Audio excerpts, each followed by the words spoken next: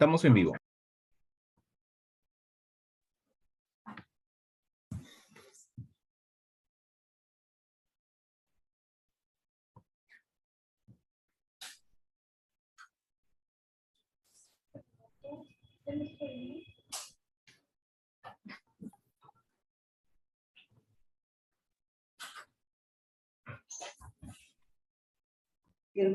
Bien, doctora. Con su venia iniciamos. Doctora Corrales, ¿me escucha? Sí, sí la escucho. Ok, con su venia, doctora, iniciamos entonces. Perfecto, entonces, bueno. Muy buenas tardes. Muchas gracias al Poder Judicial peruano por tomarme en cuenta para participar en esta actividad, en este diplomado que me resulta sumamente interesante y valioso en relación a que cuanto más nos formemos las personas juzgadoras que trabajamos en materia penal y sobre todo en materia de justicia juvenil, más podemos garantizar un ejercicio pleno de derechos. Porque la persona juzgadora principalmente es una persona garantista de los derechos de las partes y cuando nos formamos bien, cuando estamos empoderados y empoderadas como personas juzgadoras y tenemos el dominio no solo de lo teórico, sino de todas las herramientas procesales e instrumentos para poder hacer efectiva la letra de la ley, nos convertimos en agentes potencializadores de justicia. Entonces, en buena hora, iniciativas como esta de la Comisión Permanente de Acceso a la Justicia del Poder Judicial de Perú y de la misma jurisdicción penal que trabaja por formar mucho mejor a las personas juzgadoras que trabajamos en esta materia. Según se me convocó, íbamos a trabajar y es a lo que me abocaré a trabajar un poco sobre los derechos de las víctimas en los procesos penales juveniles, haciendo ver que resulta importante comparar algunas figuras que están tanto en el proceso penal juvenil como en el proceso penal de adultos, a fin de diferenciarlos. Y la única forma de comprender a veces estas diferencias es entender la naturaleza misma del proceso y por qué ambos procesos son distintos. Estamos claros que cuando nosotros hablamos de un proceso penal juvenil, es decir, cuando estamos hablando de un modelo de responsabilidad que en sus múltiples facetas, yo supongo que dentro de este proceso de formación en el que ustedes están, ya han estudiado todo el proceso de evolución de la justicia juvenil. Es decir, en dónde estamos, hacia dónde vamos, a qué representa, qué persigue la justicia juvenil y por qué estamos en el estadio en el que estamos. Bueno, precisamente, tenemos que tener claro que cuando nosotros hablamos de justicia juvenil o justicia penal para adolescentes o justicia penal juvenil, hablamos de una responsabilidad. Claramente, del modelo siempre va a estar en la persona menor en conflicto con la ley. Y tiene que ser así, porque estamos intentando hacer apuestas para un mayor desarrollo psicosocial de esa persona menor infractora. Y en esa medida, todo el aparato del Estado, todo el trabajo de las instituciones va direccionado a lograr rescatar a esa persona menor de edad. A que esa conducta delictiva, ojalá sea la última, ¿verdad? Y si fue la primera, sea la única. Pero cómo darle herramientas para poder hacer una inserción exitosa en sociedad. Es importante que claramente es un modelo, como decíamos, que tiene una finalidad socioeducativa. Es decir, su énfasis es un modelo que si busca claramente determinar bajo todas las garantías de un proceso penal la responsabilidad o la comisión de un hecho típico, antijurídico y culpable y en función de eso determinar responsabilidad, lo cierto es que a diferencia del modelo de adultos, por lo menos declarado, y así debe ser la lucha, el proceso penal juvenil tiene una finalidad estrictamente socioeducativa. Eso implica que todo el proceso en sus etapas, así como en las consecuencias derivadas de una sentencia o de una declaración de responsabilidad, siempre, así sea la sanción más fuerte, siempre perseguirá una función socioeducativa que vaya hacia la reinserción social de esa persona menor de edad. Es un modelo de responsabilidad y eso es muy importante, porque cuando hablamos que es un modelo de responsabilidad, siempre nos obliga a comprender que no puede dejarse de lado el tema de seguridad.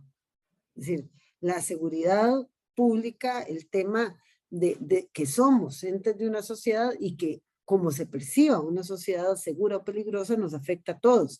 Entonces, la Convención sobre los Derechos del Niño reconoce la importancia del tema de la seguridad y en función de esa seguridad debe responderse también. Y es importante que todo modelo o todo proceso penal juvenil, pese a esto que yo acabo de indicar, siempre debe reconocer la presencia, los derechos que tienen las víctimas en el proceso penal. Veo que hay alguien con la mano levantada, no sé, a nivel de estructura, cómo, si hay alguna Doctora, línea sobre las esto, como preguntas se solo veo van a la mano realizar. de Yolanda.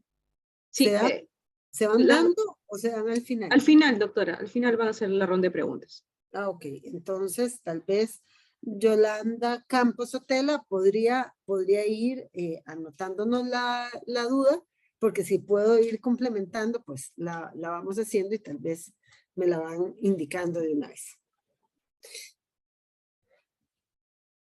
¿Qué entendemos por víctima? Y esto es muy importante, porque no es poca cosa, o sea, se nos olvida muchas veces que cuando nosotros estamos frente a la infracción de una norma, si estamos frente a la posible comisión de un hecho típico, claramente es una infracción a la norma, pero el delito es algo más que la infracción a una norma, supone el causarle un daño a personas concretas, a seres concretos. Y esto es muy importante, porque en estos procesos de evolución que ha tenido nuestro derecho y la historia, hemos ido apoderándonos el Estado del conflicto de las partes.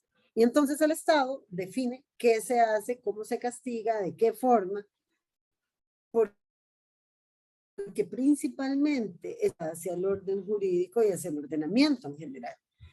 Pero resulta que cuando nosotros hablamos de delito, características muy particulares, el conflicto, un conflicto jurídico penal. Y es afectretas. Hay una víctima en el sentido que es quien recibe los efectos de la conducta, quien lo sufre, es quien ve afectada sus bienes jurídicos, su estabilidad, su seguridad.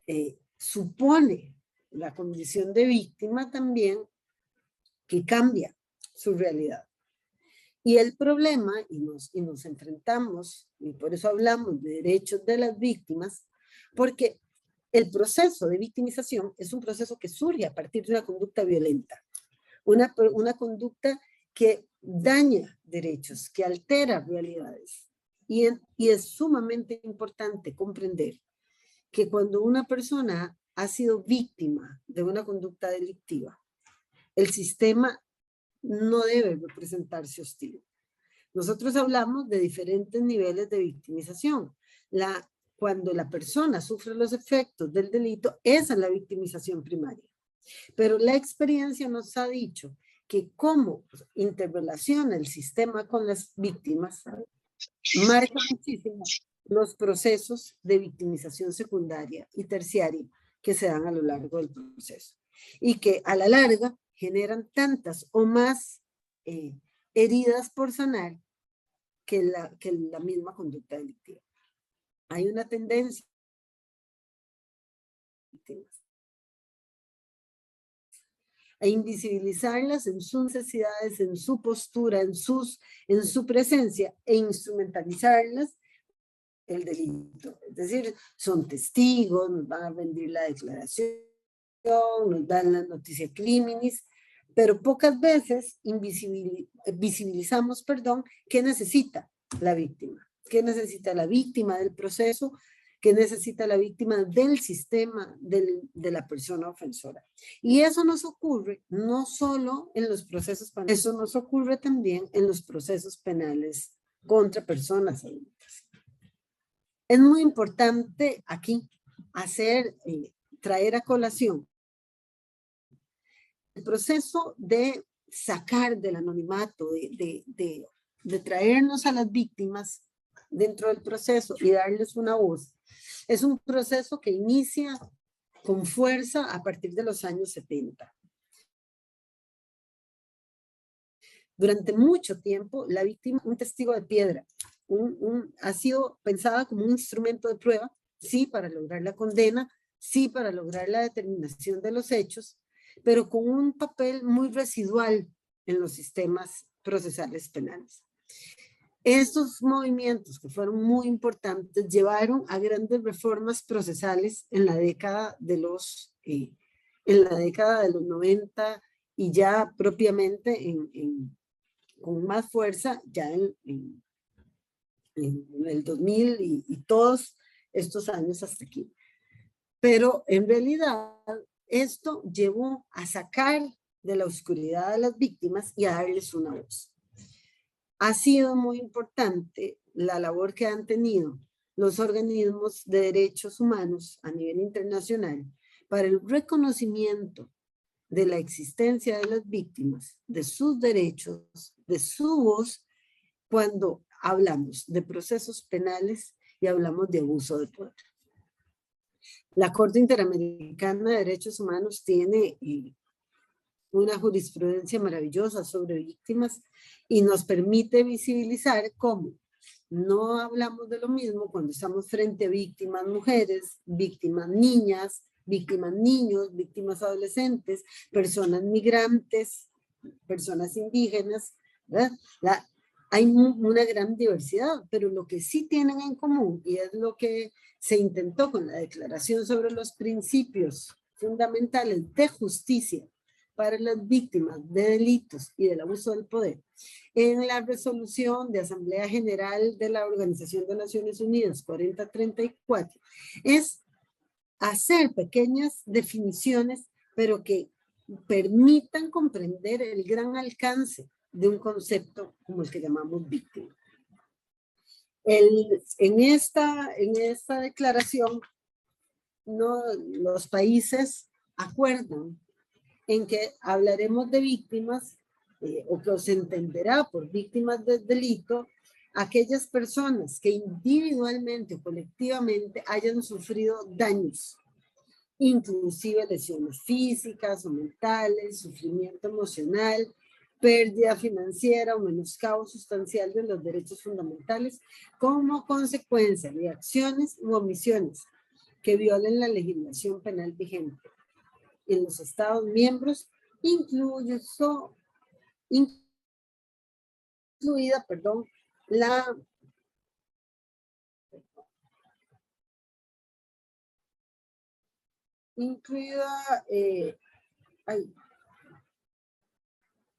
la que proscribe el abuso de poder. Eso es muy importante. Esta definición de víctima nos abre el lente con el que vemos a uno de los sujetos intervinientes en el proceso penal. Por ejemplo, en mi país, Costa Rica, nosotros tuvimos un código procesal penal hasta el año 98 que entra en vigencia este código. Antes teníamos el Código de Procedimientos Penales. Y una de las grandes figuras ausentes en sus derechos era precisamente la víctima. Una víctima que no tenía voz en la forma de solucionar los conflictos, que tenía una labor básicamente de prueba, pero no era parte con todos los atributos que una víctima y que una parte puede tener en el proceso. Era muy engorrosa la forma de poder digamos, posicionarse en el proceso. Entonces, aquí vean que este concepto de víctima enfatiza el tema en lo que sufren las personas, en los daños que una persona sufre con ocasión de un delito. Y esto es muy importante porque implica reconocer no solo a la víctima directa del delito. Y esto es algo valiosísimo de esta Declaración sobre Principios de Derechos para las Víctimas, porque reconoce cómo víctima no solo es aquella a la que directamente recae la acción delictiva, sino puede ser su familia, puede ser su núcleo familiar, puede implicar las personas cercanas que son afectadas por este daño. Es importante que los sistemas de justicia, independientemente del modelo, si es claramente acusatorio o si es marcadamente acusatorio, por ejemplo, como el de mi país, independientemente de la estructura del modelo, atender las necesidades de todas las partes. Porque si no, ese conflicto jurídico penal, que es un conflicto, no se resuelve. Yo resuelvo el conflicto con la ley, pero cuando elimino a una de las partes, cuando invisibilizo a una de las partes de ese conflicto, en realidad no estoy resolviendo el conflicto. Estoy haciendo la solución jurídica del caso, pero no estoy atendiendo la razón de ser de un proceso, que es atender las necesidades de las partes. En el caso de las partes frente a un delito y frente a un proceso penal, es importante diferenciar que hay momentos y necesidades distintas. Claramente, nosotros yo creo que no podríamos no coincidir que frente al poder punitivo del Estado, frente a las policías, el poder judicial, los sistemas de control, los sistemas penitenciarios, el sistema de justicia como tal, la persona imputada podría verse como más débil frente al proceso. Y esa es la razón por la que existen presunciones y es por la que hay principios pro libertatis, pro reo, indubio, ¿verdad? Porque es la persona más débil frente a todo ese aparato punitivo. Y por eso hay reglas para el ejercicio y límites para ese ejercicio punitivo del Estado.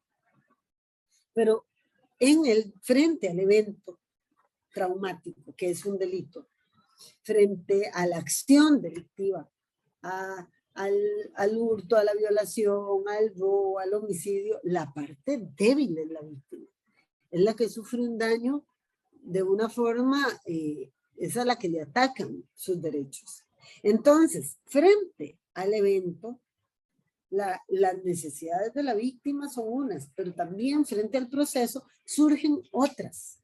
Surgen nuevas necesidades que muchas veces nosotras, las personas operadoras del proceso penal y penal juvenil, omitimos y no atendemos, abriendo nuevas heridas para las personas que sufren de conductas delictivas.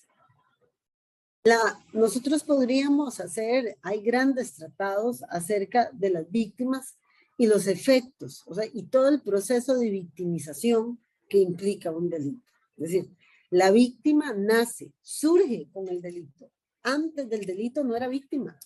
Antes del delito confiaba en su comunidad, confiaba en el camino que toma cuando se baja del autobús y va caminando hacia su casa. Antes del delito confiaba en su pareja. Cuando estamos frente a delitos de naturaleza de violencia doméstica, confiaba en el banco y en las cuentas y hacer las transacciones en línea. Es el delito el que la convierte en víctima. Entonces, cuando nosotros hablamos de los efectos del delito, tenemos que entender que para las víctimas la conducta delictiva transforma su entorno. Deja de ser un entorno seguro y se convierte en un entorno peligroso muchas veces. A ver, algo pequeñito, pero que puede ser un ejemplo que nos ayude. Cada uno de nosotros vive en un barrio, en una comunidad, Aquí nosotros llamamos barrio, comunidades, pueblos, ¿verdad?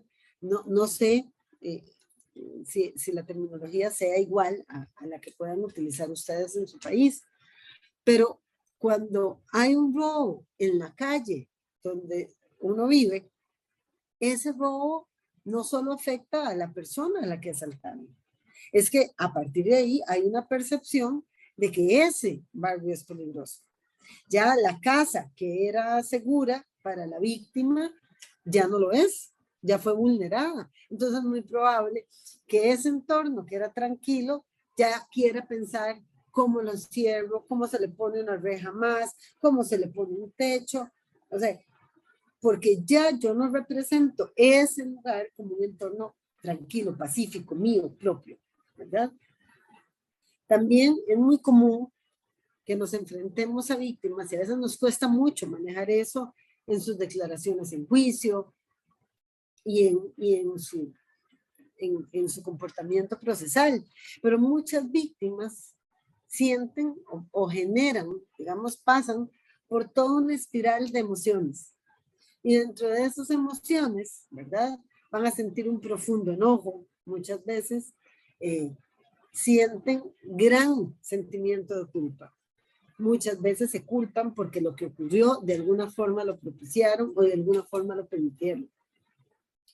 Pero lo que sí es común en la gran mayoría de las víctimas, si no en todas, es que se genera un sentimiento, una condición, una percepción de vulnerabilidad.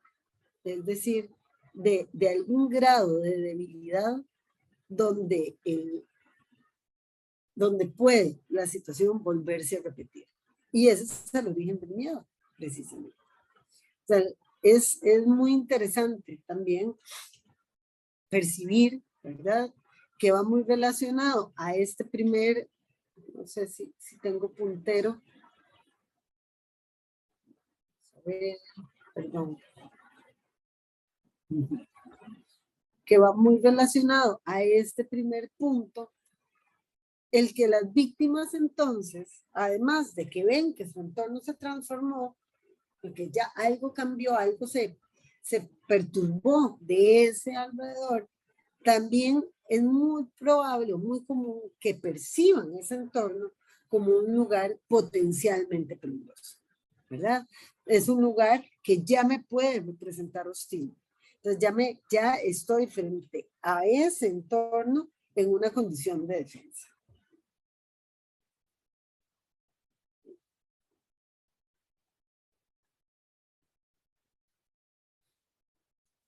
¿Qué implica el delito? ¿Verdad? Porque a veces nosotros hablamos del delito y hablamos de diferentes conductas en forma indistinta como si se trataran de lo mismo y no son lo mismo, ¿verdad? Tenemos que entender, y esto es realmente importante, que el delito es una experiencia intensa en muchas áreas. Es decir, no es solo que pasó el ladrón y se llevó la bolsa, que mi cartera, y en mi cartera yo llevaba mi billetera y llevaba mis cosas. No se limita a la pérdida de lo económico.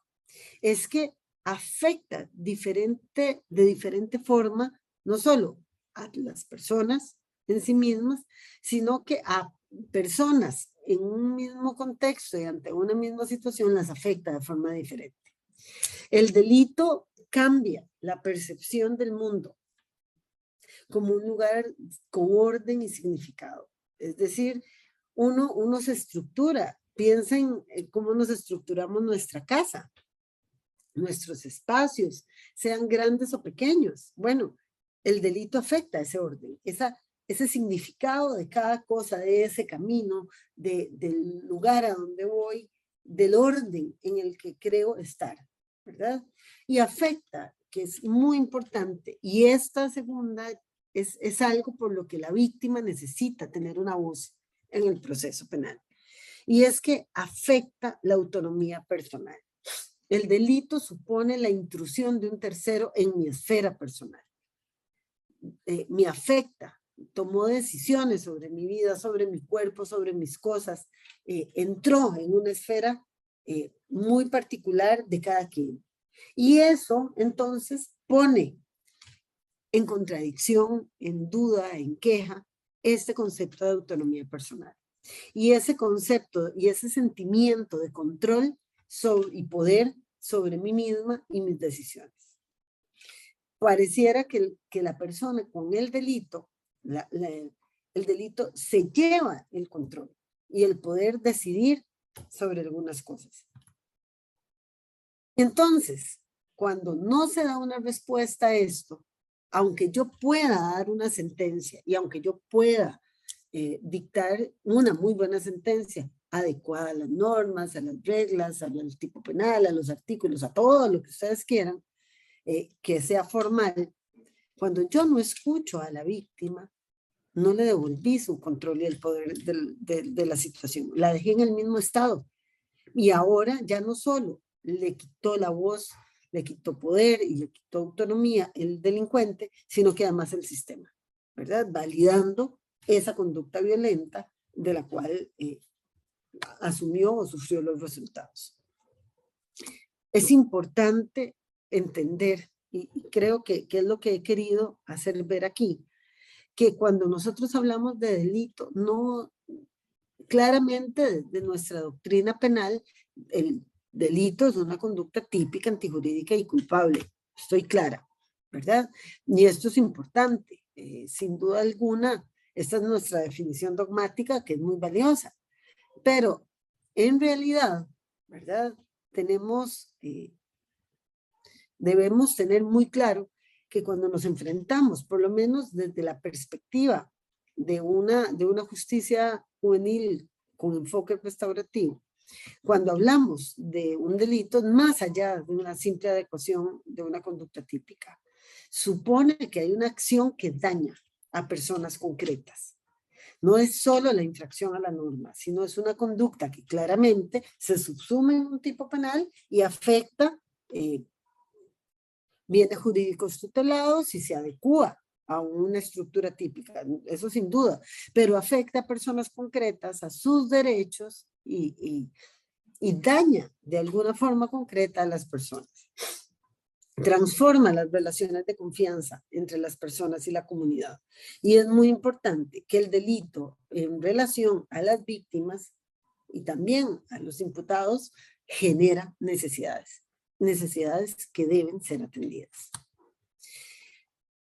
Podríamos hablar, la doctrina nos habla y según el autor incluye más o menos de estas, pero lo cierto es que cuando nosotros hablamos de necesidades,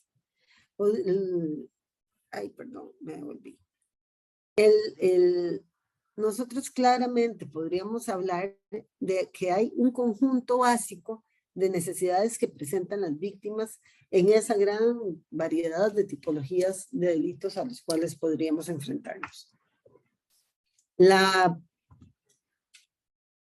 Hay una necesidad de compensación de sus pérdidas, de reparar de alguna forma el daño sufrido en una visión material. Tiene grandes necesidades de respuestas, del por qué pasó y por qué me pasó a mí, ¿verdad? Necesita, y dentro de esas respuestas, hasta un poco de seguridad de que esto no vaya a volverle a pasar.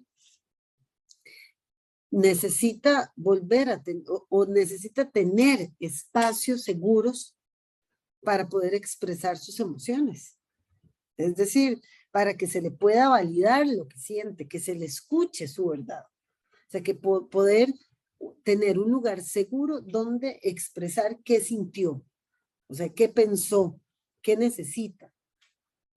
Necesita, y es importante, y eso ha sido como un común en el análisis de victimología, que las personas víctimas de delitos necesitan tomar el control de sus vidas y de su entorno.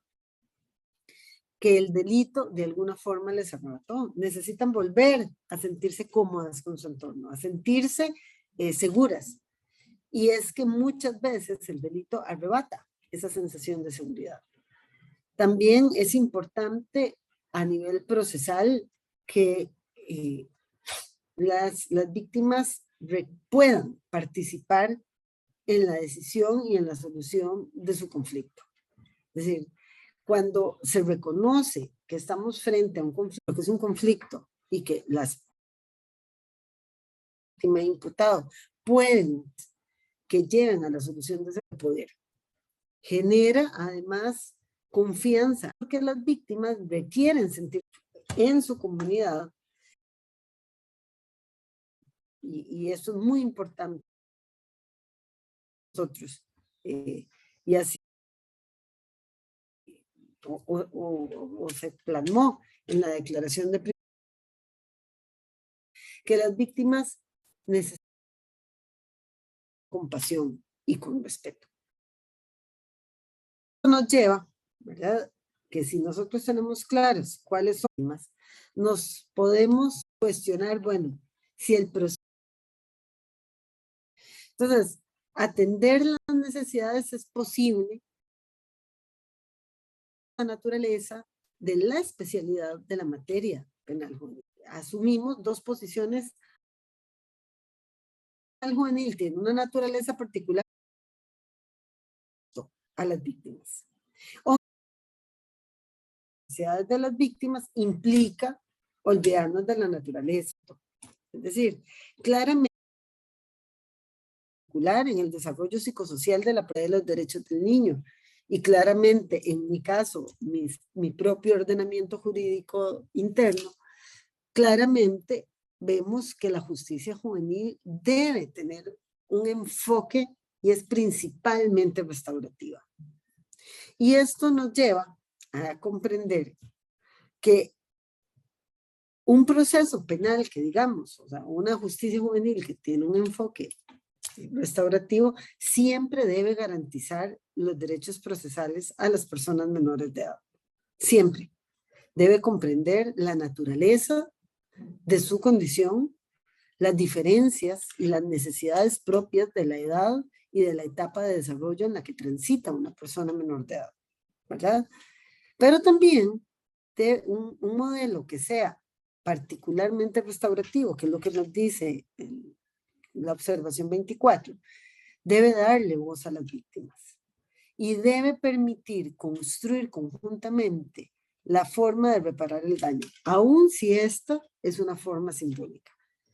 Un modelo diversificador de la reacción penal, como debe ser un modelo de justicia juvenil, que no solo diversifica en sanciones, sino que debería diversificar también en salidas alternas, en posibilidades de resolución del conflicto, siempre debe atender necesidades, porque en la medida que también atiende necesidades, permite reconstruir los vínculos sociales que se rompen con el delito. Es importante en general cuáles son derechos fundamentales consignados en instrumentos internacionales que tienen las víctimas en un proceso penal juvenil. Es el ser informadas de las decisiones que se van a tomar, qué tipo de decisiones pueden ser tomadas y ser informadas cuando esas decisiones ya fueron tomadas. Las víctimas frente a un proceso penal juvenil, por lo menos de algunos estudios que se han hecho acá, pequeños, que se conversa con víctimas de los procesos penales juveniles, muchas de las quejas es que no entienden el proceso penal y menos el proceso penal juvenil. Entonces, el comprender las particularidades del proceso, cuáles son los fines que persigue la justicia juvenil, cuáles son sus principios, la naturaleza, la especialidad de la materia. Marca mucho poder incluir, involucrar a una persona víctima en el proceso penal juvenil. La persona víctima debe conocer cuáles son las opciones procesales que existen y conocerlas en forma amplia, con sus virtudes y sus limitaciones. Y así permitírsele además ser una parte activa en todas las etapas del proceso. Revisando el código de responsabilidad penal de adolescentes de Perú, y comparando un poco con esta declaración de la que hablábamos de Naciones Unidas y un poco la legislación de nuestro país, llegamos a un consenso. Bueno, que estamos hablando del mismo concepto cuando hablamos de víctima. Hablamos de toda persona que resulta ofendida con una infracción, que resulta dañada, ¿verdad?, con una conducta delictiva. Y esto es importante porque aunque esta definición inicial, ¿verdad?, es muy amplia, vemos que no solo resulta importante la violación a una norma jurídica, sino es cuando estamos hablando nosotros de una persona que se afectó. En el artículo 27 de este código hay un listado muy interesante de derechos de las víctimas. Y la gran mayoría de estos derechos que describe esta norma hacen ver la importancia de darle una voz, de darle participación, de dar audiencia, de permitirle ser parte de la construcción de los conflictos. Entonces, aún, véanlo en materia penal juvenil, respetando todos los principios que se indican en este código, la víctima es una parte importante a la cual debe atendérsele en sus derechos y sus necesidades. A diferencia, por ejemplo, en mi país, que no existe particularmente dentro del proceso penal juvenil, la acción civil resarcitoria, ustedes tienen prevista la posibilidad del reclamo de la indemnización civil con ocasión del delito, aún dentro del proceso penal juvenil. Es decir, ustedes tienen un código que le da grandes facultades y posibilidades a la víctima. Es decir, no es solo un medio de prueba, no es un tercero invitado de piedra en el proceso, no, es una parte activa con facultades y capacidades para actuar en el proceso penal juvenil. Trayendo un poco y para poder ir haciendo cierre y hacer tal vez algunos match entre la naturaleza de un proceso penal juvenil y el tema de víctimas, es que es muy importante para poder transformar conductas y para poder reinsertar socialmente a una persona menor de edad que ha infringido o que está en conflicto con la ley penal. Resulta muy importante comprender la naturaleza del delito para la persona menor de edad. Es decir, la persona menor de edad no solo está en conflicto con la ley, no solo infringió una norma, es que las conductas delictivas dañan a personas concretas, a comunidades, afectan relaciones sociales, las relaciones en la comunidad, las relaciones en un entorno, en la escuela, en el colegio, en el trabajo, donde vive, en su barrio, y realmente comprender que la conducta delictiva lo afecta a sí mismo, afecta a su entorno familiar. Es decir, es una conducta violenta, porque el delito es una conducta violenta, que afecta o que daña en diferentes formas, en diferentes aspectos, el entorno también de la persona menor de edad.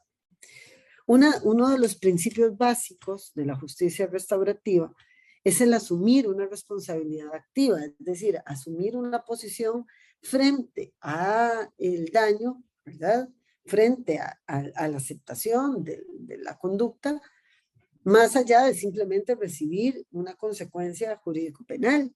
Bueno, asumir una responsabilidad activa puede llevar a reparar el daño. Puede ser que esa reparación del daño efectivamente sea pintar la pared que dañó, reponer el dinero que sustrajo, reparar, no sé, el teléfono que quebró, ¿verdad? Por ejemplo. Pero también podríamos estar hablando de reparaciones simbólicas, de formas proactivas que le permitan a la persona menor de edad reflejarse frente a su entorno de una forma positiva. Y este modelo de responsabilidad activa también supone modificar conducta. Es decir, decir que acepto no es solo hacer un acto de aceptación de culpa muy general, no implica modificar conductas, implica transformar. Y para ello resulta muy importante entender también que hay derechos para las víctimas. Aquí, por ejemplo, es importante también diferenciar en relación a los procesos penales de adultos y según el país también, que hay límites a los derechos procesales de las víctimas o a esas facultades de acción que pueda tenerse dentro de un proceso penal.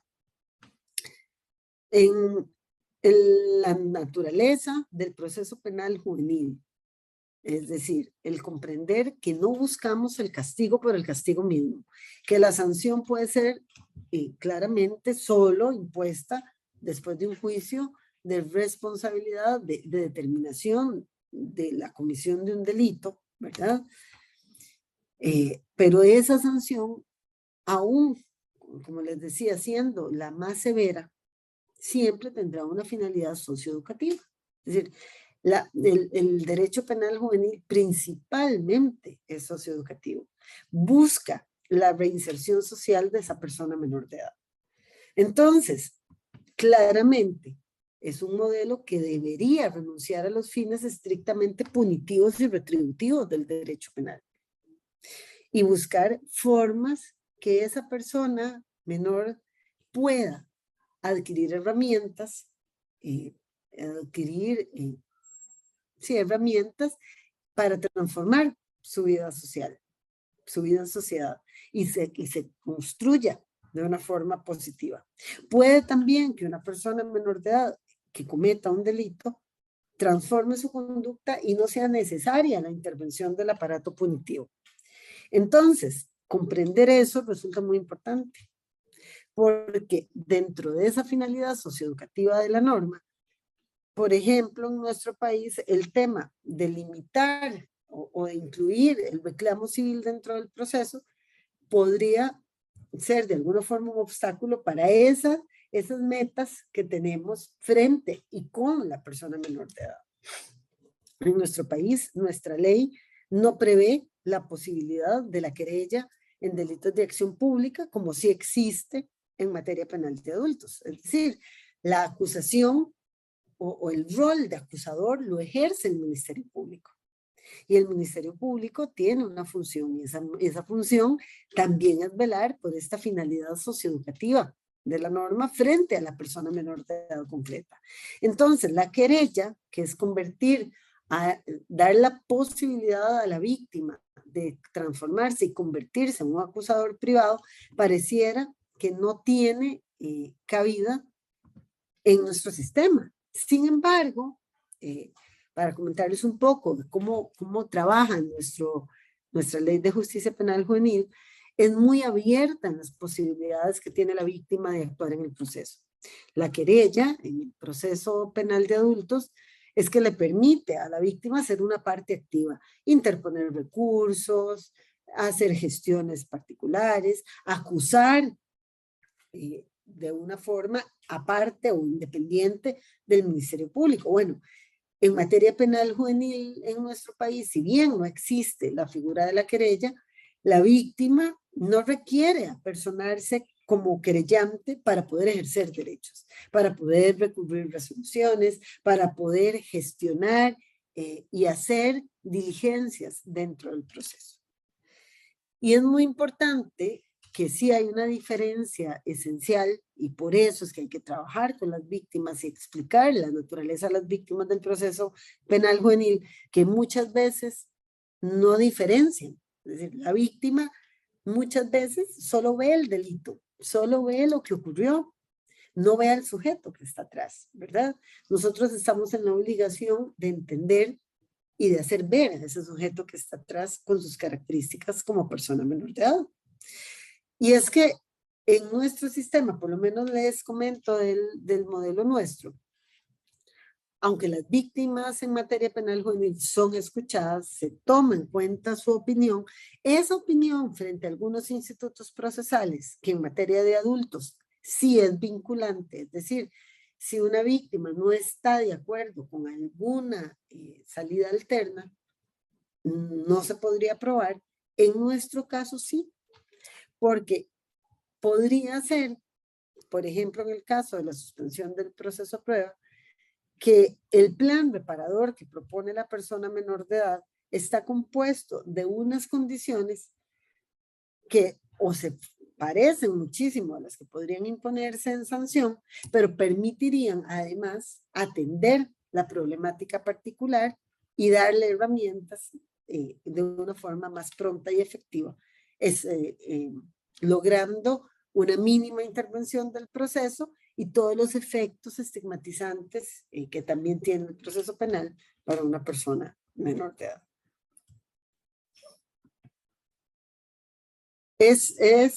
Digamos, como resumen pequeño, tal vez podríamos decir que es muy importante un proceso garantista en un sistema jurídico democrático, un Estado democrático de derecho, permitirle a las víctimas participar activamente en las audiencias y en las diligencias procesales, poder comprender la naturaleza de lo que ocurre en esas audiencias, entenderlas, hablar con lenguajes que sean claros, que sean sencillos, que permitan a las personas comprender la dinámica de una relación, de una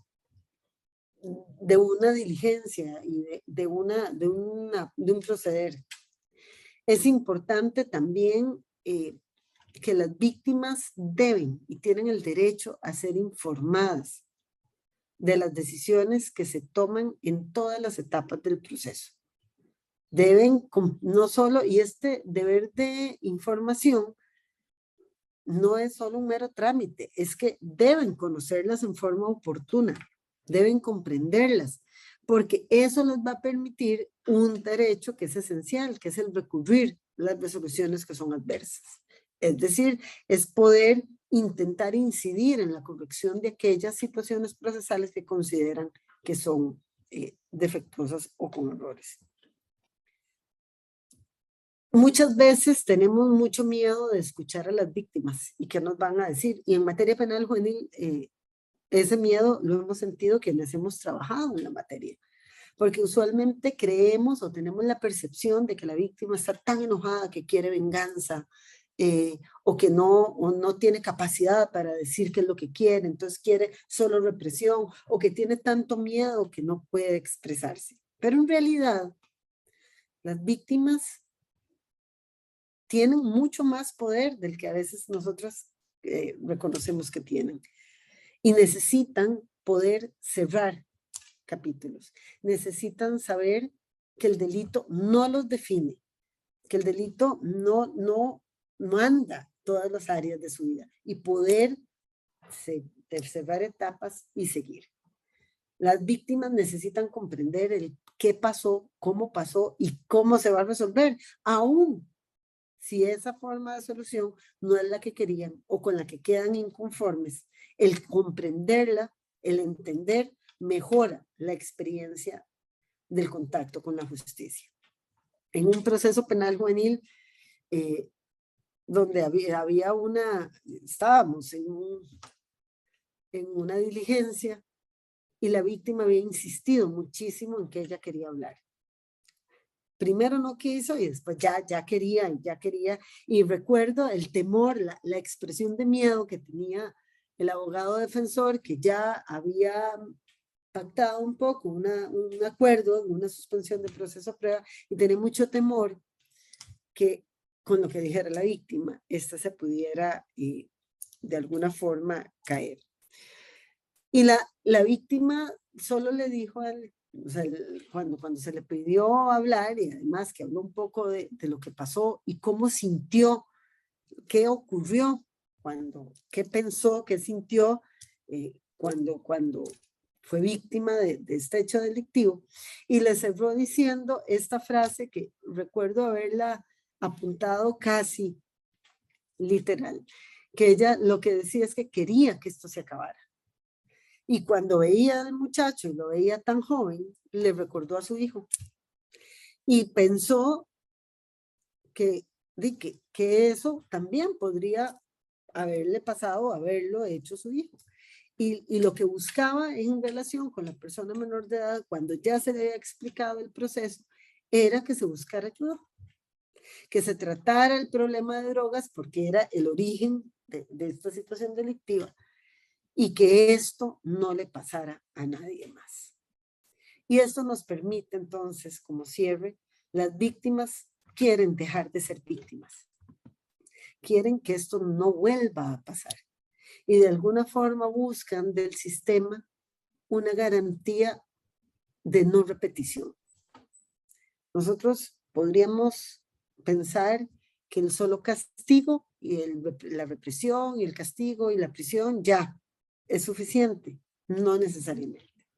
Muchas veces el poderle explicar a una víctima lo que hacemos en materia penal juvenil, cómo abordamos de forma interdisciplinaria, cómo podemos trabajar en dar herramientas, atender las necesidades de la persona menor de edad, puede asegurarle a ella que ese hecho no se va a volver a repetir.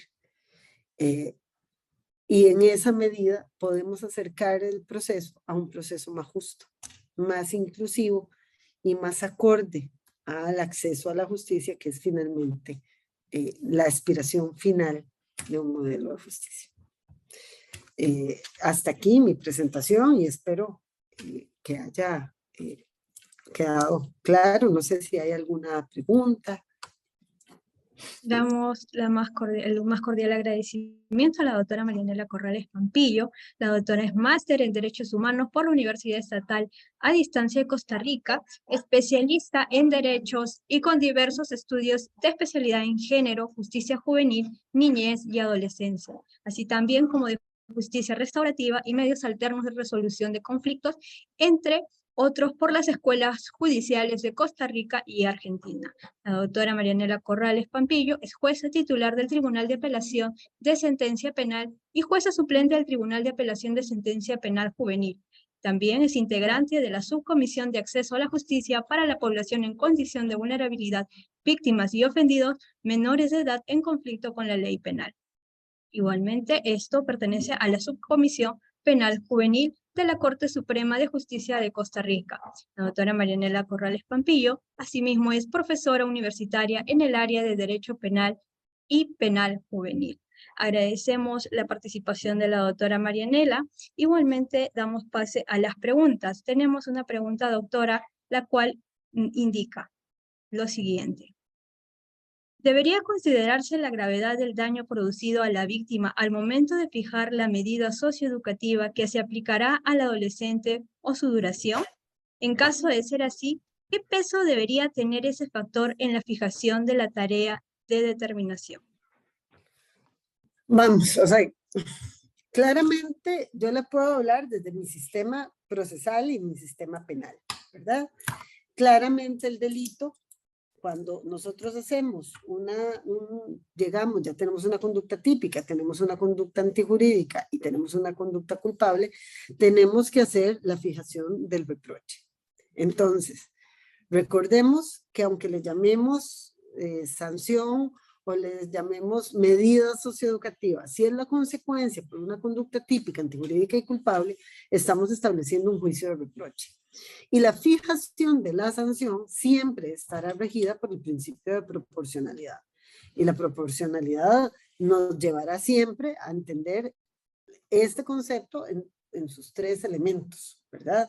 La necesidad, la idoneidad y la proporcionalidad en sentido estricto, que nos llevará siempre a comprender la gravedad del hecho, la intensidad en la violación al bien jurídico tutelado.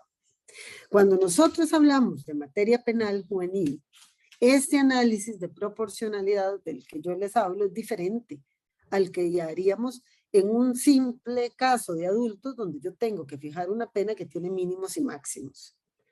La fijación de la consecuencia por una conducta delictiva en materia penal juvenil siempre hará énfasis en cuál es la finalidad que yo quiero cumplir en esa persona menor de edad. Porque es importante recordar, y aquí hay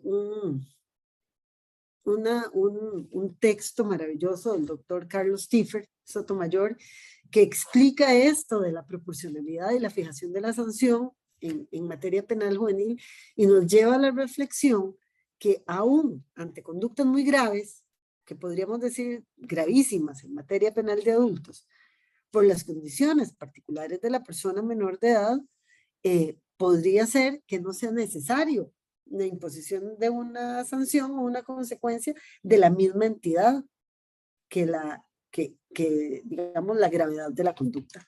Entonces, claramente, la afectación a la víctima, la afectación al bien jurídico tutelado, ¿influye en la fijación de la sanción? Sí, o sea, siempre influye, pero siempre el punto de partida debe ser ¿qué es necesario para lograr que la persona menor de edad adquiera herramientas y destrezas para dejar el delito atrás?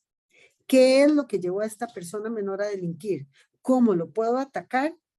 Y necesita que el Estado intervenga para poderlo guiar. Si esa es la respuesta, ahí debe, a mi juicio, estar el énfasis. ¿Cómo logro?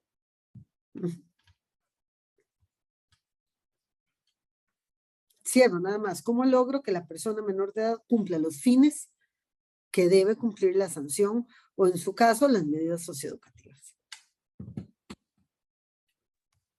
Agradecemos la participación de la doctora Marianela Corrales Pampillo, magistrada del Tribunal de Apelación de Sentencia Penal Juvenil del Poder Judicial de Costa Rica, a quien la despedimos con un fuertes aplausos de parte de todos y todas las participantes. Muchas gracias. A usted, doctora. Continuando con el programa del día de hoy, nos encontramos ya en esta sala con el doctor Carlos Tiffer Sotomayor, coordinador del programa de Justicia Juvenil Penal Juvenil de INALUT, Costa Rica, a quien también le damos fuertes aplausos de bienvenida.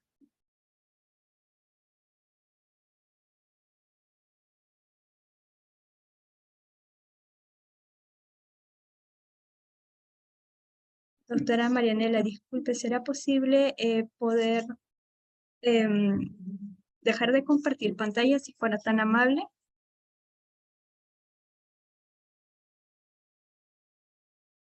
Muchísimas gracias. Doctor Carlos Tiffer, muy buenas tardes, bienvenido en esta tarde. Sabemos que usted se encuentra también, tan igual que la doctora Marianela, desde Costa Rica conectándose.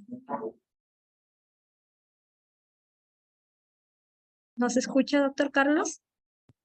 Muchas gracias, pero no tengo el micrófono autorizado. No, sí lo escuchamos, doctor. Muchísimas gracias, lo escuchamos muy bien. Sí, lo Bueno, escuchamos pues, muy me bien. sale un Muchas mensaje gracias. que no Le estoy damos la más, autorizado con el micrófono. muchas gracias, doctor. Le damos la más cordial bienvenida. El doctor, profesor también, doctor Carlos Tiffer, es licenciado en Derecho en la Universidad de Costa Rica. Igualmente, es Legum Magister de la Universidad de Freiburg, Alemania. Doctor en Derecho de la Universidad de Greifswald de Alemania. Profesor en la Maestría de Ciencias Penales de la Universidad de Costa Rica. Es director del Programa de Justicia Penal Juvenil del Instituto Latinoamericano de Naciones Unidas para la Prevención del Delito y Tratamiento del Delincuente. El doctor es coordinador de la Comisión de Derecho Penal del Colegio de Abogados y Abogadas de Costa Rica. Es autor de los proyectos de la Ley de Justicia Penal Juvenil y de la Ley de Ejecución de las Sanciones Penales Juveniles de Costa Rica. Autor de diferentes publicaciones en Derecho Penal Juvenil, Derecho Penal, Derecho Procesal Penal y Criminología. Al doctor Carlos Tiffer le damos la más cordial bienvenida nuevamente. El día de hoy nos está compartiendo y exponiendo el tema Modelo de la Justicia Juvenil en Iberoamérica. Muchísimas gracias, doctor. Le doy el paso. Al contrario, muchas gracias a usted por esa generosa presentación. En primer lugar, un agradecimiento y saludo para los organizadores de este diplomado por la gentileza que han tenido al invitarme. También quisiera presentar un saludo muy especial a mi colega y señora jueza, la licenciada Marianela Corrales, lo mismo que también a muchos colegas y amigos del Perú que me hubiera gustado estar presencial y saludarlos, a la doctora Barleta, al doctor Van der Matz y tantas personas en el Perú que conozco y que me han acogido y me han atendido también todas las veces que he tenido la oportunidad de estar en este bello y hermano país del Perú.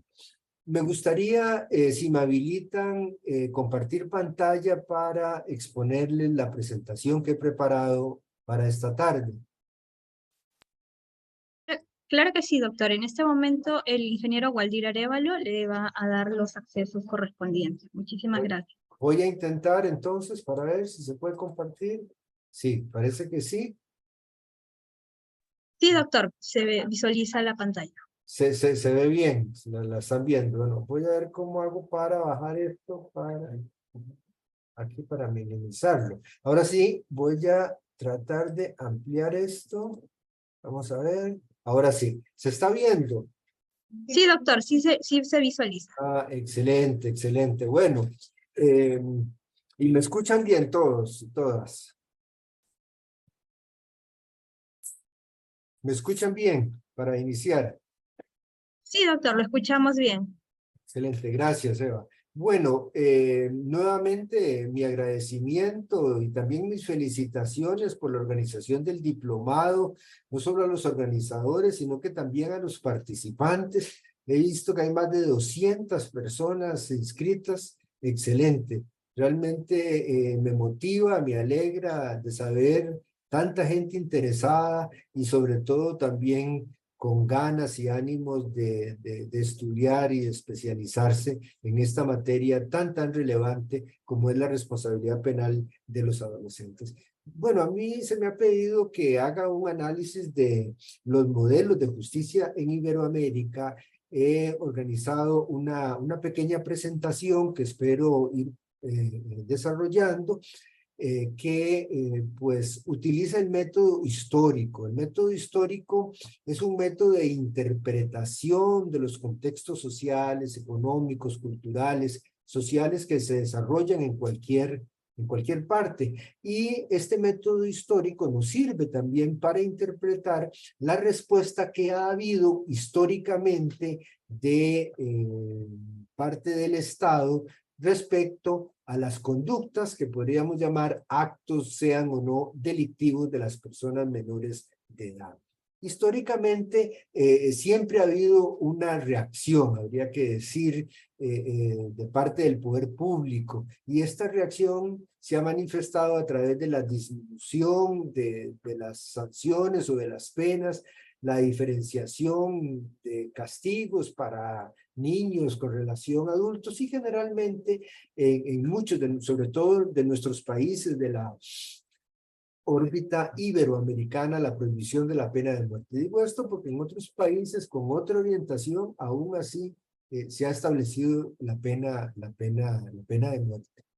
Y hasta hace muy poco, incluso países como los Estados Unidos tenían prevista la posibilidad de la pena de muerte para menores de edad. Pero bueno, ese no es el tema. Lo que nosotros podríamos denominar como un derecho penal juvenil es decreciente, es nuevo, relativamente nuevo, porque 120 años en la historia en realidad es muy poco.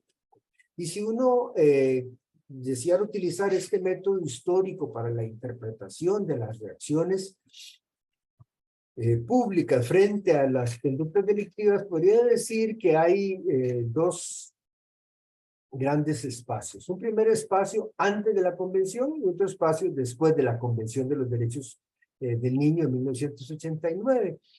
Este rompeaguas, que es la convención, puede establecerse, si queremos profundizarlo, en tres periodos. Esto es únicamente de carácter metodológico para interpretar los distintos modelos. El primer periodo, que podríamos denominar un periodo indiferenciado entre personas menores de edad y adultos, es decir, antes de Illinois de 1899, un periodo asistencialista o tutelar después de la creación de este tribunal de Illinois, lo vamos a detallar ahorita, y un periodo posterior a la Convención sobre los Derechos del Niño de 1989 hasta la fecha. Esta es una división que podríamos nosotros utilizar. Esto es esquematizado, lo que anteriormente les había dicho, antes de Illinois, bueno, porque por la relevancia que tiene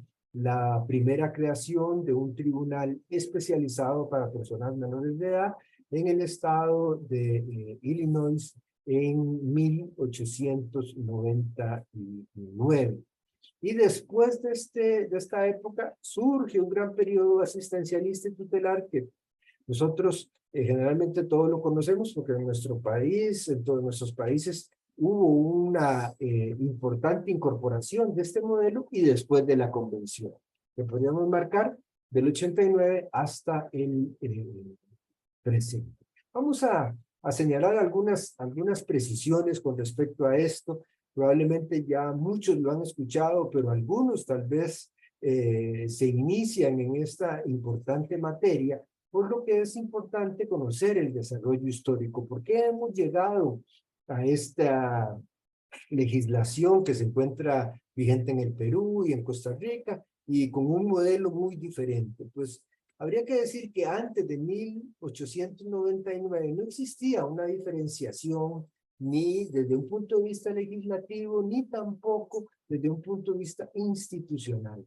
Más bien, generalmente se establecían, como anteriormente indicaba, edades bajas de la responsabilidad por delitos para los menores de edad de 7 a 10 años. Esto tiene que ver con una clasificación incluso del derecho romano de los menores y de los infantes que incorporaban estas edades. Importante es que aquí en este periodo hay una incorporación de las personas menores de edad y de los adolescentes, incluso de los niños a la justicia penal de adultos. Se conoce una especie de imputación penal de las personas menores de edad y son generalmente muy inferiores los límites de la edad y evidentemente durante este periodo no hay un adecuado procedimiento especializado para las personas menores de edad. También, bueno, en esta época la sanción tiene un carácter eminentemente represivo, una orientación de prevención general, está centrada en la sanción privativa de libertad y se busca la solución de todos los conflictos en los que están involucradas las personas menores de edad a través de las leyes. Esta responsabilidad penal es una influencia, y en nuestros países también, de los códigos penales españoles de 1822, 1848 y 1870. Casi todos nuestros países incorporaron estos códigos. Hay un trabajo muy importante del profesor Zaffaroni sobre el desembarque, llama él, de los códigos penales y la incorporación de estos códigos en América Latina. Entonces, aquí el criterio fundamental es el criterio del discernimiento. Por eso, cuando hablamos de este periodo, hay que resaltar, muy importante, la creación de este tribunal en Chicago en 1899. Pero a partir de este tribunal comienza un fenómeno, yo creo que hasta la fecha, de internacionalización de los temas de las niñas. Ya en casi todos los países de Europa, a principios del siglo, hay tribunales especializados, al igual que Chicago. Aquí ustedes ven, por ejemplo, en Berlín en 1908, en París en el 5, y la primera legislación o expresión en nuestra región es en Argentina, con esta famosa ley Agote de 1919. Aquí se establece la necesidad de una jurisdicción especializada y se comienza a instaurar en los países de Iberoamérica esta corriente de carácter tutelar. Y en todos nuestros países se incorpora este modelo tutelar. Vean, en el Perú en 1962, en Costa Rica en el 63, y así todos los países incorporan este modelo de carácter tutelar. Este modelo de carácter tutelar termina formalmente con la Convención sobre los Derechos del Niño del año 1989, pero esta convención surge también por un proceso que se inicia desde el año 59 sobre la Declaración de los Derechos del Niño. Si hay un tema en el cual se refleja una preocupación del sistema de Naciones Unidas, es sobre el tema de la niñez. Y desde el 59, desde esta declaración, se comienza a generar unos instrumentos internacionales muy importantes que culminan con la Convención sobre los Derechos del Niño, que ustedes conocen, las reglas de Beijing, muy importante porque tienen que ver con la administración de justicia, sobre el tema de la prevención y sobre la protección de los menores de edad privados de libertad. Esta internacionalización también lleva a la creación de modelos de justicia diferentes, que voy a explicar posteriormente. Esta convención es muy importante porque es una convención que quiere avanzar más que las convenciones de Naciones Unidas tradicionalmente. Es decir, es una convención que quiere que se cumpla, para decirlo en pocas palabras, porque establece un órgano que es el Comité de los Derechos del Niño encargado de supervisar, revisar, vigilar y hacer las recomendaciones a los Estados miembros sobre el cumplimiento de la Convención. Quizás el aspecto más relevante y que tenga que ver con nuestro tema es que también desde la Convención se establece un modelo de justicia. Hay una concepción de responsabilidad con garantías. Responsabilidad disminuida, pero responsabilidad al fin. Es decir, se trata de una responsabilidad, porque tradicionalmente y teóricamente el derecho penal establecía que las personas menores de edad eran irresponsables penalmente. Había una falta de capacidad y una falta de imputabilidad a las personas menores de edad. Pero con la convención se establece ese principio de responsabilidad y se establece entonces un modelo de justicia. Y tal vez el eje central de esta época con la creación de este modelo es la consideración del niño como sujeto de derecho. Además de la finalidad de la responsabilidad a través de la imposición de sanciones con una finalidad de carácter educativo y no represivo. Entonces, podríamos señalar que con respecto a los modelos de justicia, existen pues una gran variedad de modelos de justicia, generalmente desde un punto de vista legislativo o también desde un punto de vista práctico.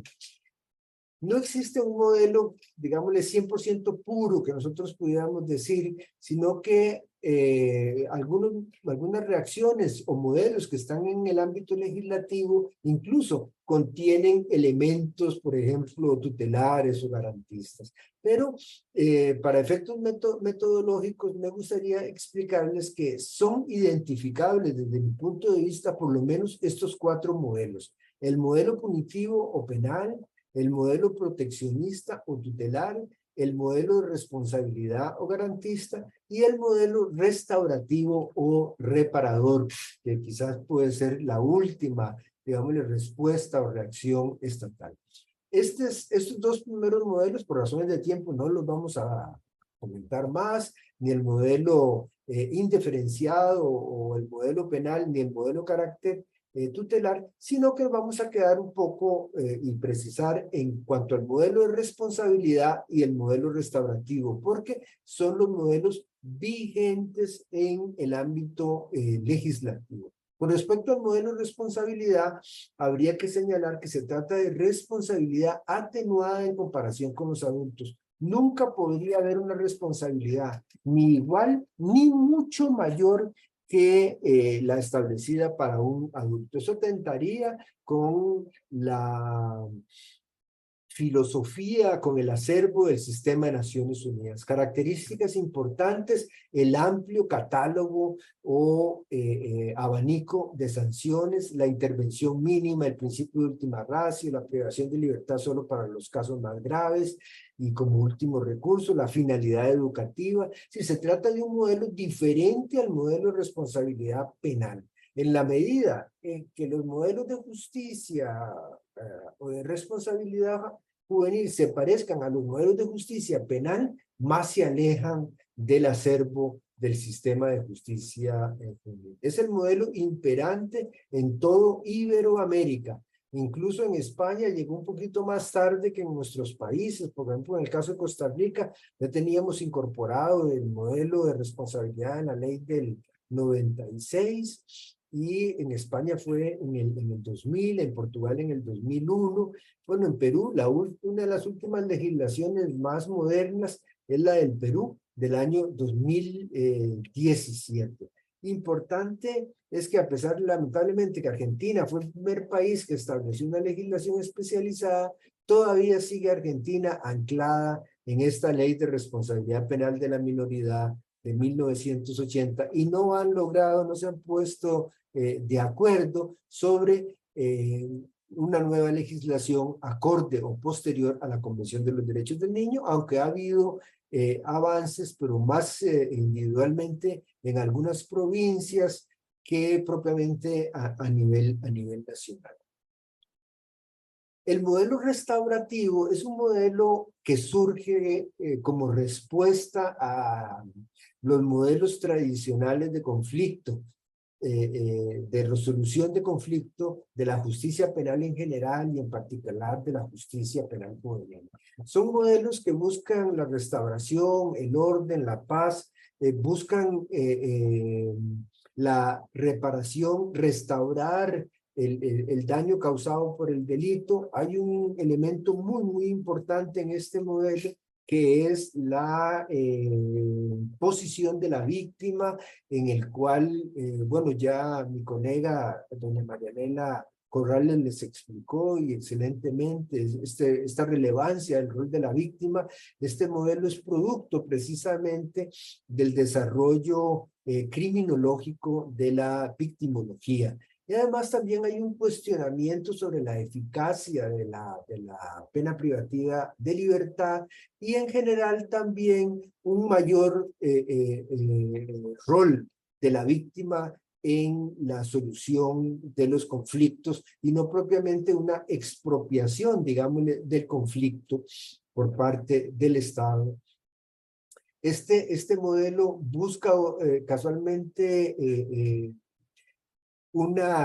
mantener un equilibrio entre las respuestas de carácter legal punitiva con una respuesta que establezca estrategias de reparación de los daños, y a través de institutos de carácter procesal como la mediación, la conciliación o la reparación de los daños. Es una respuesta que me parece a mí muy importante, porque está centrada en la dignidad y en la igualdad, no solo de la víctima, sino que también de los autores o presuntos autores. En estas tres R se basa ese proceso restaurador, y también tiene como objetivo la prevención de la reincidencia. Es muy importante este objetivo que tiene el modelo de justicia restaurativo. En el caso costarricense, no sé en todos los países, pero por lo menos en Costa Rica se ha avanzado con respecto a este modelo restaurativo, e incluso se aprobó una ley desde el año 2019 que se llama la Ley de Justicia Restaurativa, pero tiene vigencia este modelo desde el año 2000. Desde el año 2000, antes de que existiera una ley, ya se encontraba y se encuentra, por lo menos en el caso de Costa Rica, interesantes experiencias de carácter restaurativo. hay una compatibilidad entre ambos modelos, tanto el modelo restaurativo como este modelo de responsabilidad. ¿Por qué? Porque ambos modelos parten del criterio de la responsabilidad, se apoyan en el acervo del Sistema de Naciones Unidas. Es fundamental el Sistema de Naciones Unidas con respecto al tema de la justicia restaurativa, fomentan la justicia especializada y parten de un principio muy importante que es la visión del delito como un conflicto y el refuerzo de los fines para la reparación de la víctima y la incorporación del adolescente precisamente a la comunidad, a la familia, y por eso es que se requiere la participación de la comunidad. No es un modelo fácil, me parece a mí, de instaurar, es complejo. En el caso de Costa Rica ha habido experiencias, incluso desde el año 96 con este modelo de responsabilidad, porque en Costa Rica en esta ley se establece una gran amplia gama de soluciones alternas o desjudicializadoras que permitieron el avance hacia la legislación de la Ley de Justicia Restaurativa, pero es un modelo que tiene una gran tendencia a nivel mundial, incluso en el Consejo de Europa y en el Consejo Económico y Social de Naciones Unidas. Esta resolución del año 2000 y 2014 sobre los principios básicos de la utilización de programas de justicia restaurativa es importantísima y tuvo efecto a nivel mundial. Y a nivel regional ha habido importantes declaraciones y esfuerzos de poderes judiciales, organizaciones no gubernamentales. Esta es aquí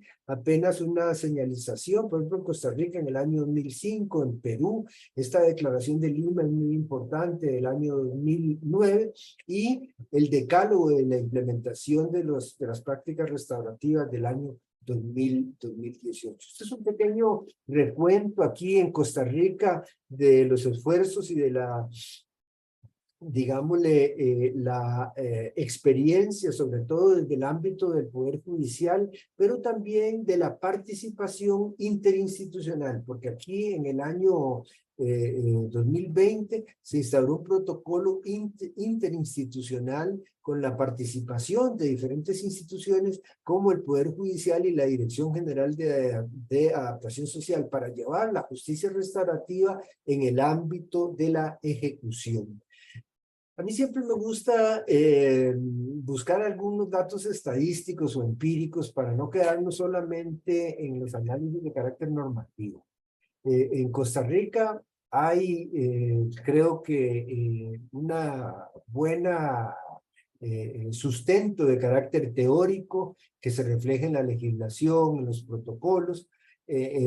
Esto que están aquí ustedes viendo es una realidad. Por ejemplo, los protocolos de prácticas de justicia restaurativa en materia contravencional, en el ámbito de la ejecución, en el tratamiento de drogas.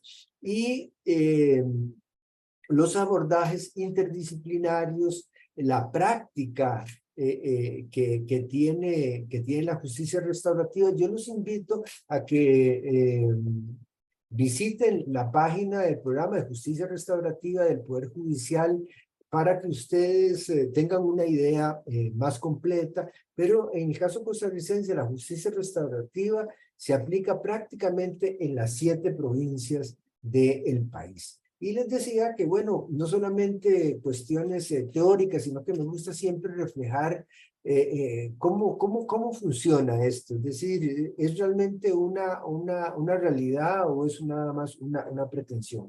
Hay estadísticas muy interesantes. Estas son las estadísticas más recientes que están en esta página que anteriormente les mencioné.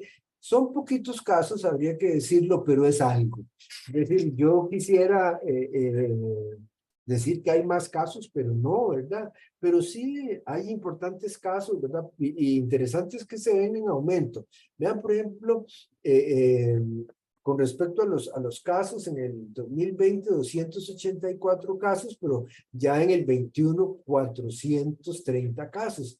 Atención de delitos y contravenciones, vean que la mayoría fueron delitos, un 72%, y con respecto a la productividad o a la solución, 105 conciliaciones resueltas en el 2021 a través de la justicia restaurativa. Estos son más datos. Hay datos que nos señalan 389 reuniones restaurativas, todo esto en el año 2021, 101 seguimientos y 75 de verificación. Estos son datos más desglosados de lo que aquí se establece, pero ustedes pueden revisar los datos estadísticos en la página del Poder Judicial. Para ir concluyendo, me gustaría concentrarme primero en los desafíos. ¿Qué desafíos tenemos en la región? Yo creo que el principal desafío que afronta nuestra región, Perú, Costa Rica, los países de Centroamérica, de Sudamérica, es hacer frente al fenómeno de la violencia. Hay una violencia generalizada en todos nuestros países. Aquí en Costa Rica les puedo comentar que hay una verdadera alarma social sobre el número de homicidios que el país tiene ahorita, una ola de homicidios increíbles y en comparación, bueno, con el mismo país, ¿verdad? Depende de todo, como dicen en España, con quién se compare, pero comparados con los mismos datos de Costa Rica, pues ha habido un aumento muy considerable de homicidios y se pronostica para fin de año alrededor de 900 homicidios y vamos como por cerca de 700 o 600 algo de los homicidios. Entonces, ¿cómo enfrentar ese fenómeno de la violencia, verdad? Y la desigualdad en un Estado democrático y de derecho. Ese es el desafío, ojo, del Estado democrático, porque no podemos renunciar al Estado democrático y al Estado de derecho, como algunos ejemplos, como algunos países, ¿verdad? Decretando un estado de excepción y deteniendo a todas las personas porque llevan un tatuaje, ¿verdad? Y llenando las cárceles y después llegar a decir, bueno, somos el país más seguro de América Latina. No, el desafío es en el Estado de Derecho, es decir, garantizando nuestras garantías, nuestro principio de libertad, nuestra presunción de inocencia, nuestro derecho a conocer de qué se nos acusa, nuestro derecho a que no se nos detenga simplemente por la apariencia. Es decir, una sociedad democrática, porque es diferente la respuesta a un Estado totalitario, autoritario. Ahí no existe el derecho, ¿verdad? Entonces, ese es el gran desafío de nuestros países. ¿Cómo responder, verdad? Yo creo que para eso hay que comprender que la violencia y el delito no surgen en el vacío. No es que se trata de que estos muchachos decidieron ser malos, decidieron dedicarse al narcotráfico, al sicariato, al asalto. No, eso es el resultado de factores de riesgo y respuesta social. Todos los factores de riesgo, no los voy a mencionar, son relevantes. Y el principal factor de riesgo en la adolescencia está centrado, desde mi punto de vista, en la ineficiencia del sistema educativo. Cada adolescente que sale o no ingresa a un proceso de carácter educativo es un riesgo para la comisión de delitos. Además, la complejidad de las estructuras familiares, sociales y económicas es en donde se encuentra la explicación de la criminalidad. Hay que alejarse de ese discurso represivo, populista y que se orienta en aumento de penas, en el uso automático de la prisión preventiva, como existe en muchos países, ¿verdad? Aquí a la par de nosotros en Panamá, todo menor de edad que esté involucrado en un delito de homicidio, prisión preventiva automática. Y entonces, reducción de garantías. Hay que cumplir con la creación y el funcionamiento de un verdadero sistema de justicia. Ese es el desafío.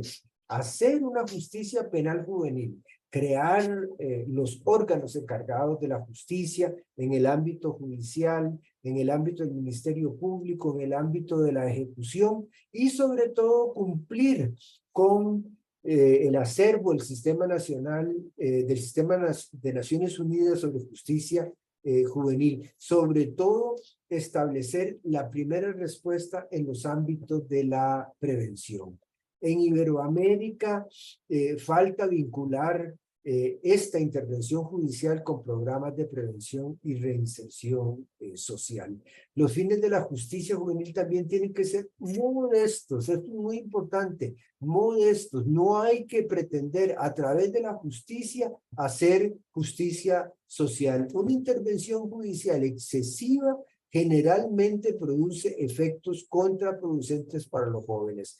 Esto me gusta mucho siempre recalcarlo, porque la justicia es muy limitada y no podemos, y además no debemos convertir a los órganos de la justicia en otros fines que no son los fines para los cuales fueron creados. La justicia juvenil debe orientarse por un principio de una intervención mínima conforme lo ordena la Convención, debe buscar la solución de la mayor cantidad de los conflictos sin recurrir a los procedimientos judiciales. Los procedimientos judiciales tienen que quedarse única y exclusivamente para los casos graves, los casos que realmente ameriten la intervención de la justicia.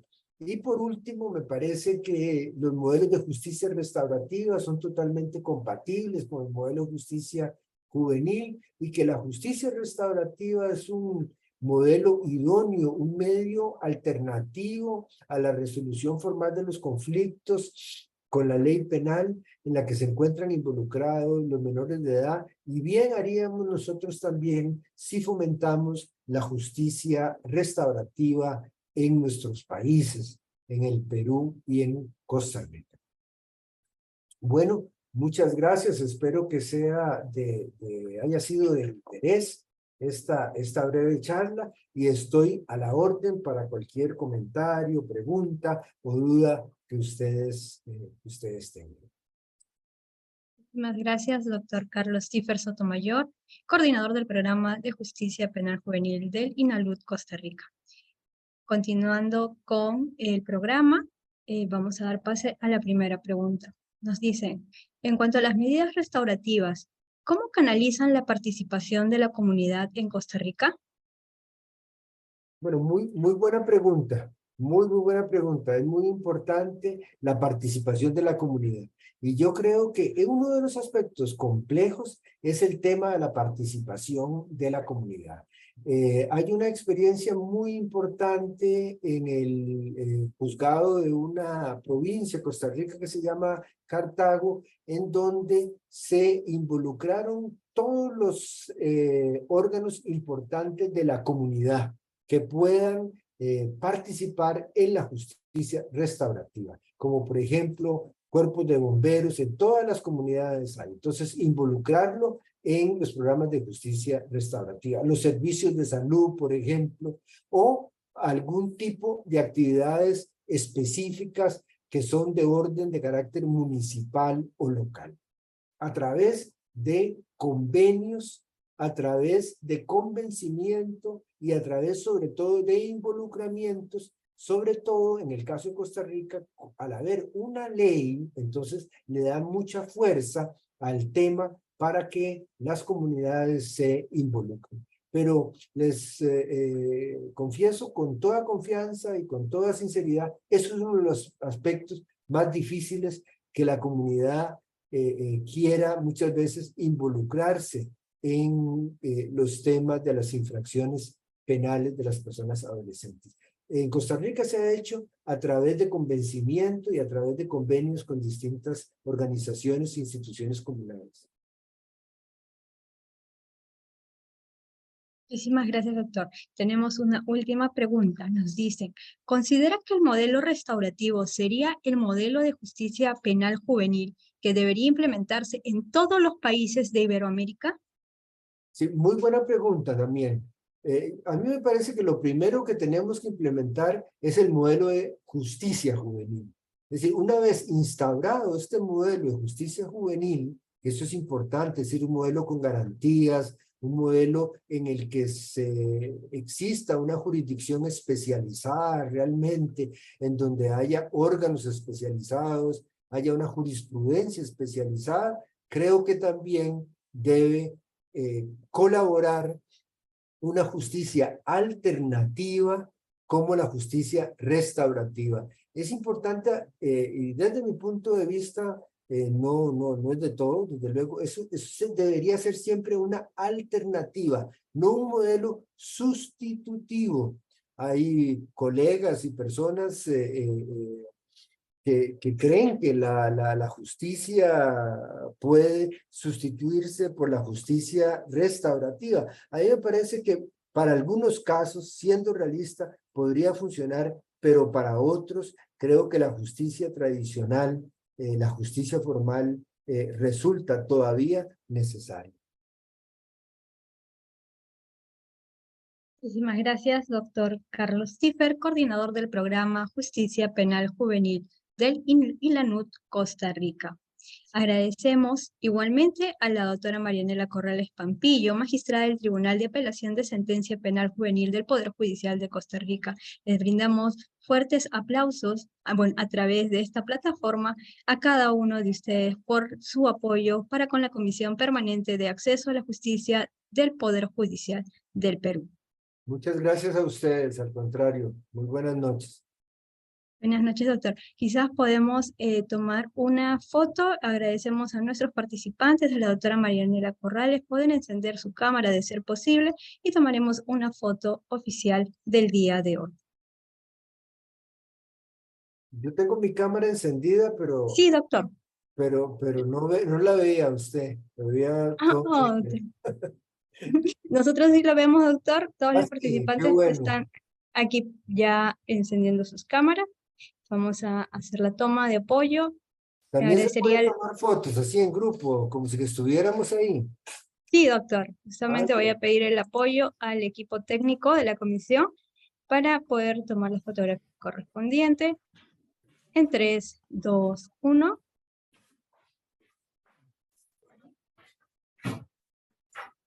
Una más, por favor.